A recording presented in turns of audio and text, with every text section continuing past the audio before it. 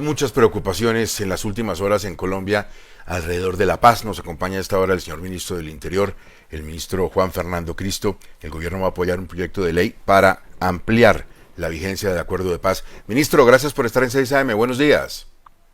Gustavo, muy buenos días. Un saludo muy especial a usted, a los compañeros en la mesa y a todos los oyentes. A propósito de esta decisión del gobierno, ¿qué tanto los trasnocha lo que está pasando con la antigua segunda Marquetalia y todo lo que estamos viendo con el escenario de las conversaciones de paz que preocupan a tanta gente? ¿Ustedes comparten esa preocupación? Bueno, Gustavo, hoy vamos a tener la celebración central de un nuevo aniversario del acuerdo de paz con las FARC del 2016, la Plaza de Bolívar.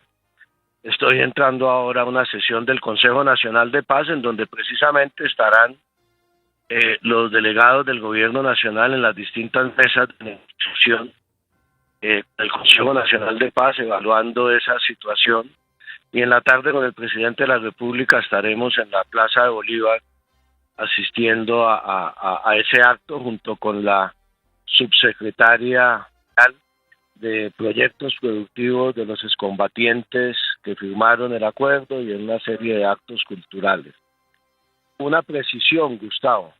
El proyecto de ley que cursa en el Congreso de la República de iniciativa parlamentaria de los parlamentarios elegidos por las circunscripciones de paz no es un proyecto de ley para ampliar la vigencia del acuerdo de paz, sino es un proyecto de ley para ampliar el tiempo de duración de las zonas PD, de los 170 municipios en donde hay los planes de desarrollo con enfoque territorial ciudadana, mediante un decreto ley de ese entonces que tiene una vigencia de 10 años hasta el año 2028, y lo que hemos evaluado en el gobierno, haciendo un balance y el propio informe de la Contraloría General ayer, es que esa transformación de los territorios no vamos a lograrla cumplir en el año 28, es una realidad que tiene que extenderse el periodo para que el Estado pueda cumplir su compromiso con los 7 millones de colombianos que viven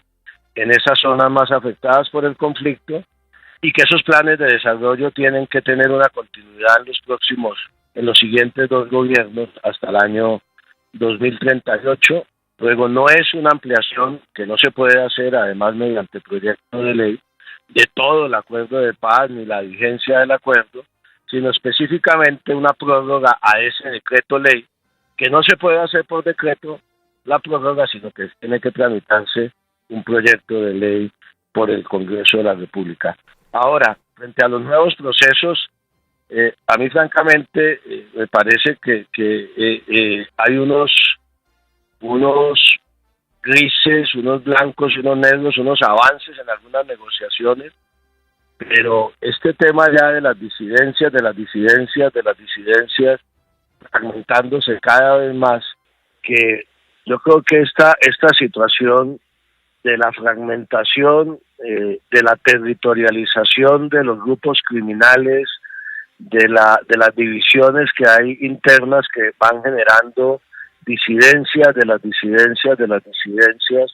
le hacen mucho daño a cualquier posibilidad de avanzar en una negociación política, y eso yo creo que es lo que tendrá que evaluar el alto comisionado. Con razón, mucha preocupación en la ciudadanía.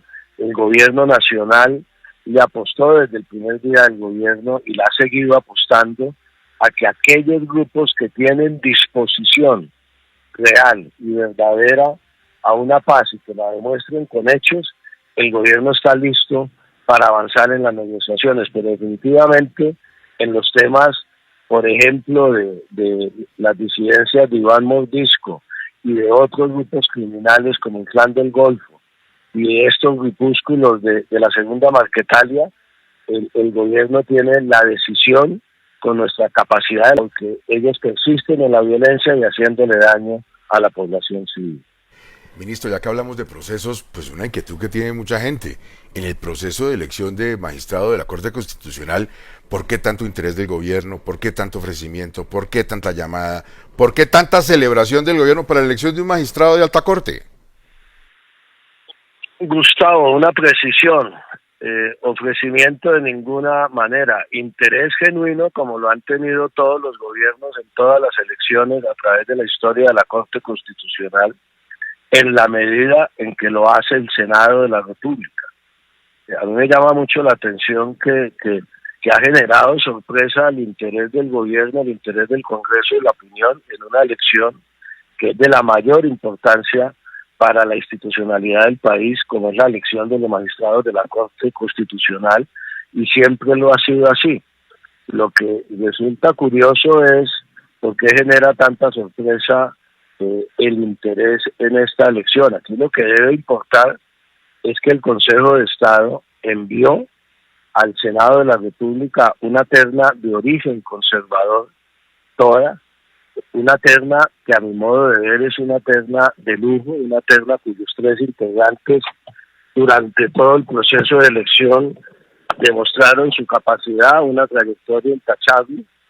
El elegido es un magistrado de profesión en la Corte Constitucional, de 18 años en la Corte, que ha venido siempre defendiendo la Constitución, siempre defendiendo el equilibrio de poderes, siempre defendiendo los derechos de los colombianos, y estoy seguro que él, como hubiera sucedido con cualquiera de los 2 elegidos, va a cumplir con lujo de detalles su tarea y su compromiso con la salvaguarda de la Constitución del 91.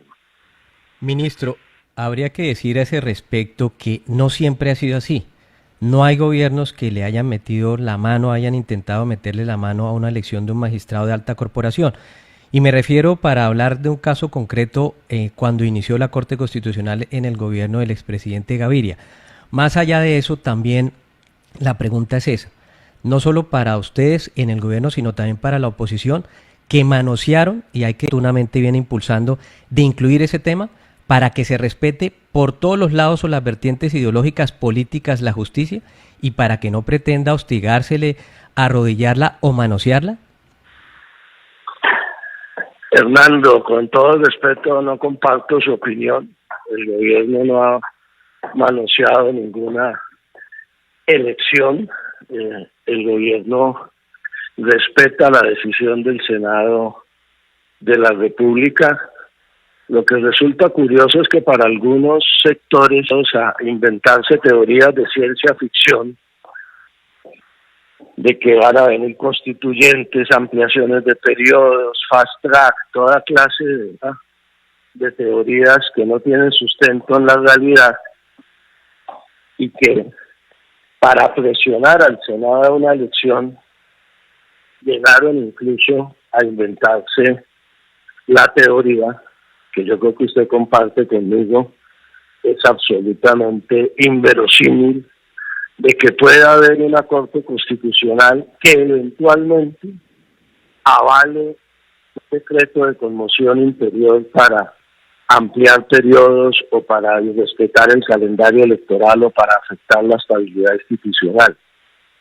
Yo no me imagino un solo magistrado de la Corte Constitucional, uno solo, independientemente de su origen en la Corte, en el Consejo, en las ternas presidenciales, que se le pase por la cabeza que un decreto de conmoción interior de esas características pueda ser avalado. Y eso lo están tratando de vender a los colombianos.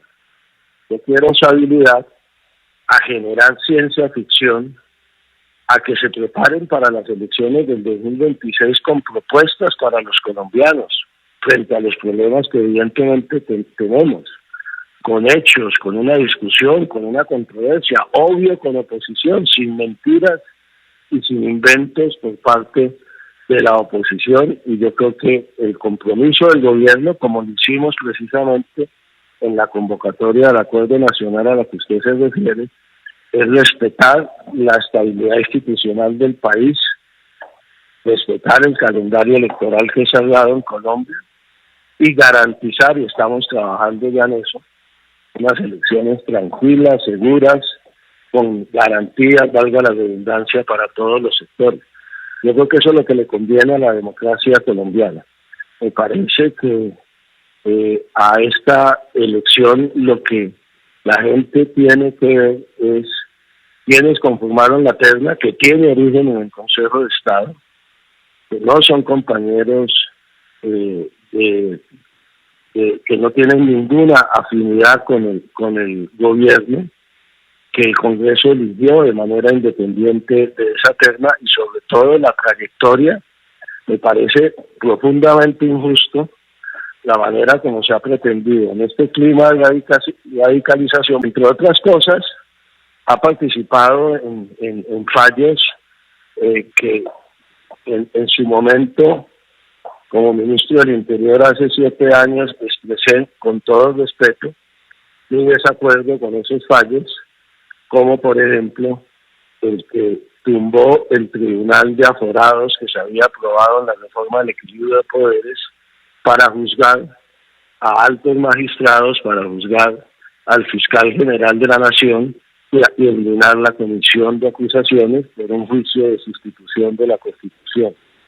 Luego, todo es respetar y no simplemente, me parece que quienes van tratando de matricular y estigmatizar a magistrados políticamente son los que irrespetan al alto tribunal. Ministro, muchas gracias. Eso sí nos queda la inquietud. Si el gobierno no metió mano, ¿cómo es que de un día a otro cambia tanto la votación? Buen día para usted, muchas gracias, ministro. Bueno, muchas gracias a ustedes.